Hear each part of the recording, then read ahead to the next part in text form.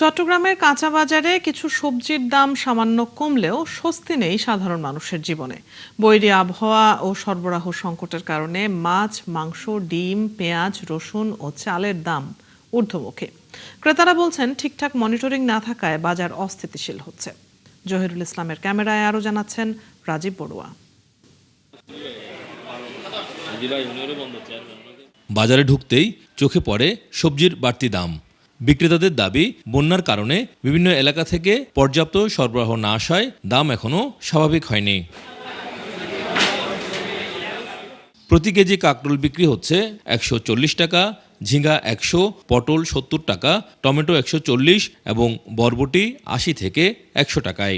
বৃষ্টির কারণে একটু সরবরাহ কমে গেছে, সেই জন্য দাম একটু বেশি। বেগুন 120 টাকা করে কেজি, বেগুন 160 টাকা ছিল গত সপ্তাহে। সবজি নিয়ে তেমন একটা চিন্তা করি না আমাদের অবস্থানগত কারণে, কিন্তু এখন আমাদেরকে ওটাও চিন্তা করতে হচ্ছে। এক সপ্তাহের ব্যবধানে কেজি প্রতি 30 টাকা বেড়ে ব্রয়লার মুরগি বিক্রি হচ্ছে 210 টাকায়, আর 10 টাকা বেড়ে সোনালী মুরগির দাম দাঁড়িয়েছে 350 টাকায়।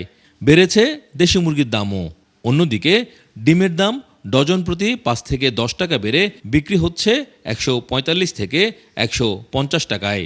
গরুর মাংস বিক্রি হচ্ছে 850 থেকে 1050 টাকায়।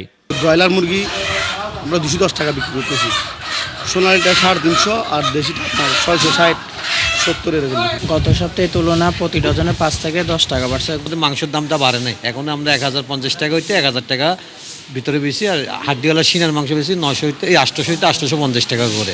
টানা বৃষ্টি ও উত্তাল সাগরের কারণে গভীর সমুদ্রে মাছ ধরতে যেতে পারেননি বহু জেলে। এতে বাজারে কমেছে সামুদ্রিক মাছের সরবরাহ। আবহাওয়া এখন বর্তমানে খারাপ, বোট কিন্তু যাচ্ছে না। এই 2-1 দিনের ভিতরে বোট শেষ হয়ে গেলে মাছের দাম বেড়ে যাবে। তেলাপিয়া বেচতাম আপনি 250 টাকা, এখন 300 টাকা। দেশি মাছটা একটু দাম বেশি। বাজারে বেড়েছে পেঁয়াজ, আদা ও রসুনের দাম। পাশাপাশি চালের দামও বেড়েছে বলে জানান বিক্রেতারা। 5 থেকে 10 টাকা বেড়ে পেঁয়াজ 60 টাকা, আদা 130 ও রসুন 140 টাকায় বিক্রি হচ্ছে।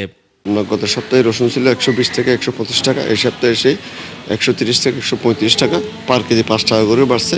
নর্মাল চাউল কাটারি সবগুলোতে 2200-2300 টাকার উপরে। গ্রাম অঞ্চল থেকে এখানে আস্তে আস্তে জিনিসের দাম ডাবলের চেয়ে বেশি হয়ে যায়। ব্যবসায়ীরা বলছেন, সরবরাহ ব্যবস্থা পুরোপুরি স্বাভাবিক হলে দাম কমতে পারে। তবে ক্রেতারা বলছেন, শুধু আশ্বাস নয়, কার্যকর বাজার তদারকির মাধ্যমেই স্বস্তি ফিরিয়ে আনা সম্ভব।